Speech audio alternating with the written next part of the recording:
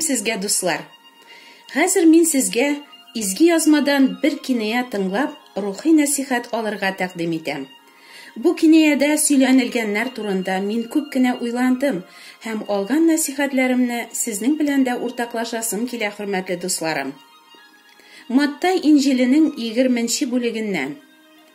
Күкләр патшалыгы нәрсәгә охшаш? Күз алдыгызга китерегез.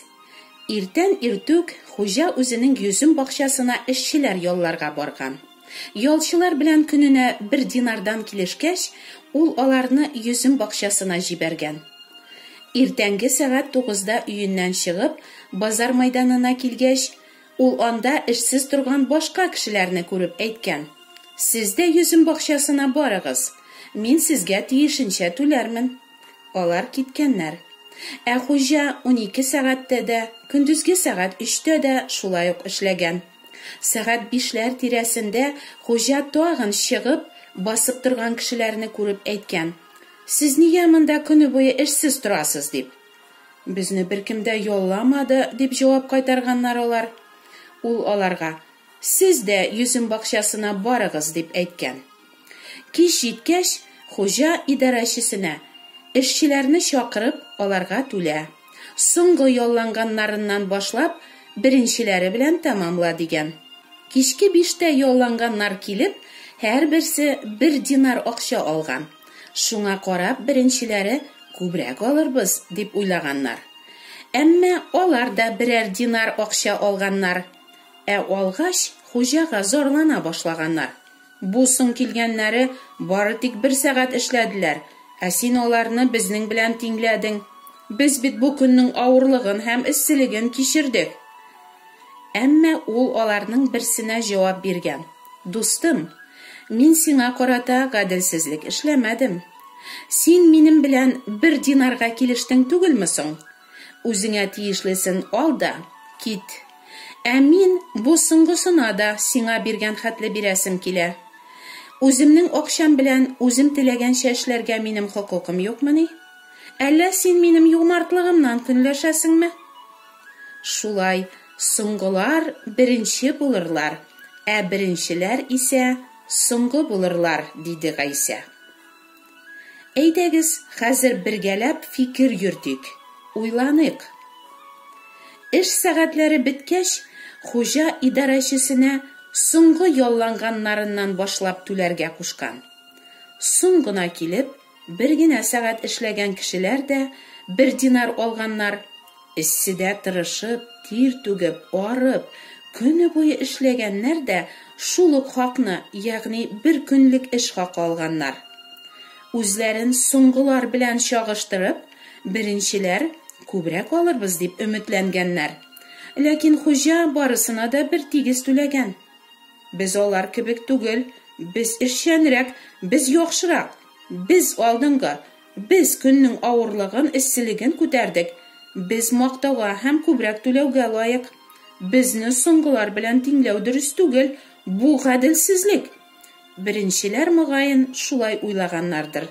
Һәм шунда ук хуҗага аларның ачулары, үпкәләре чыккан.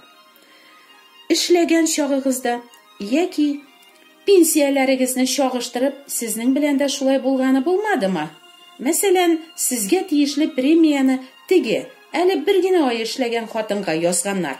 Аның зарплатасы сезнекеннән күбрәк килеп чыккан. Сез әлбәттә бик ачулы. Бу бит гадел түгел. Хәтта гадел язмасалар да.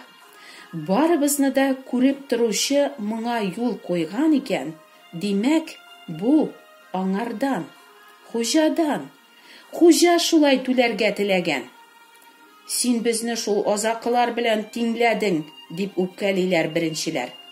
Ә сез үзегезне берәр булдыксызрак кеше белән тиңләгәнгә риза булырсызмы? Ләкин хуҗа бит беркемгә дә гаделсезлек кылмаган. Беренчеләр белән төзегән килешү буенча, ул аларга сөйләшелгән хакны 1 динарны түләгән. Әлбәттә, соңгы килгәннәр 1 динар алуга бөтенләй лаек булмаганнар. Алар шул кадәр алырбыз дип уйламаганнар да. Ләкин хуҗа юмартлыгы аркасында аларга да шул ук хакны түләргә булган. Чыннан да, үз акчасы белән үзе теләгәнчә эш итәргә хуҗаның хокукы юкмыни?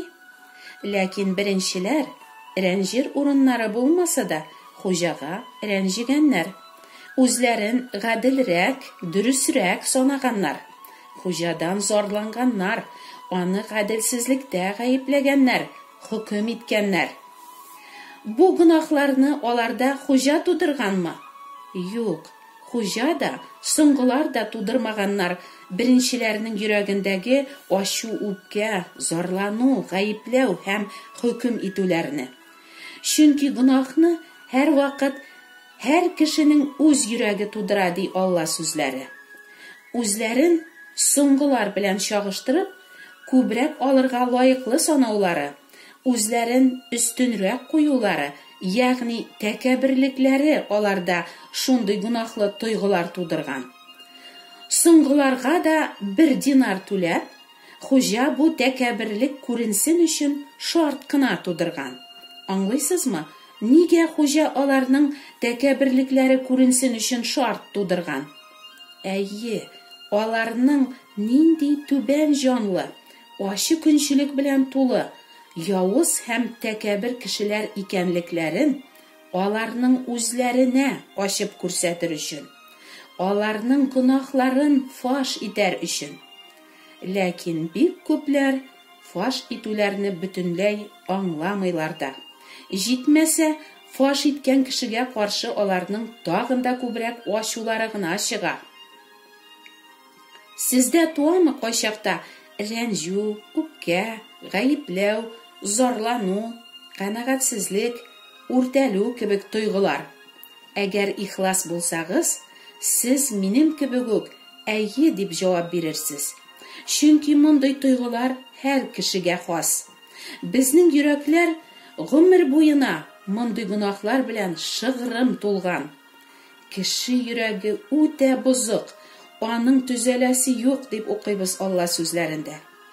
Ә нигә кирәк кешеләрнең тәкәббер һәм явыз йөрәкле икәнлекләрен үзләре белүләре дип сорарсыз? Гынахлы булып туганга күрә, без үзебезне начар кешеләр дип санамыйбыз.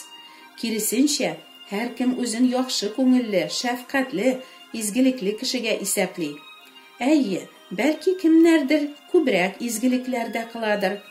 Кемнеңдер күңеле бәлки нечкәрәктер дә. Ләкин йөрәкләрдә туып кына торучы канәгатьсезлекләр, үртәлүләр, ачулар, үпкәләр, гаепләүләр, акланулар, зарланулар безгә каршы шаһитлек итеп, һәр беребезнең явыз кешеләр икәнлекләрен раслыйлар. Мин нишләп явыз булыйм? Юк, әнә фәлән кеше явыз диючеләр булыр мөгаен. Шулай әйтүчеләр өчен Алла сүзе булай дип җавап бирә. Һәр кеше ялган. Кеше йөрәге явызлык белән тулы. Үзебезнең явыз, усал, тәкәббер булуыбыз белән ризалашмый торып, без Аллаһның мәрхәмәтен ала алмыйбыз. Ни өчен диярсез? Бер кемдә мактанмасын өчен. Аллаһы үзенең мәрхәмәтен изге эшләр кылып, саваплар җыеп, оҗмахка лаек булырга тырышучыларга түгел, ә үзләренең үтә явыз, үтә бозык икәнлекләрен танып, Худайның шәфкатенә генә өметләнеп, ул үзе күктән җибәргән Алла бәрәне Гайсәгә тотынучыларга гына бирергә вәгъдә иткән. Мәрхәмәт Гайсә аша гына бирелә дип өйрәтә Алла сүзләре. Изге язмалардан түбәндәге юлларны укыйк. Чөнки кайчандыр без дә тинтәк, тыңлаусыз, алданган, төрле нәфис һәм ләззәтләр куллыгында идек. Без тормышыбызны явызлыкта һәм көнчелектә үткәрдек. Безгә нәфрәтләнделәр һәм без дә бер-беребезгә нәфрәтләндек.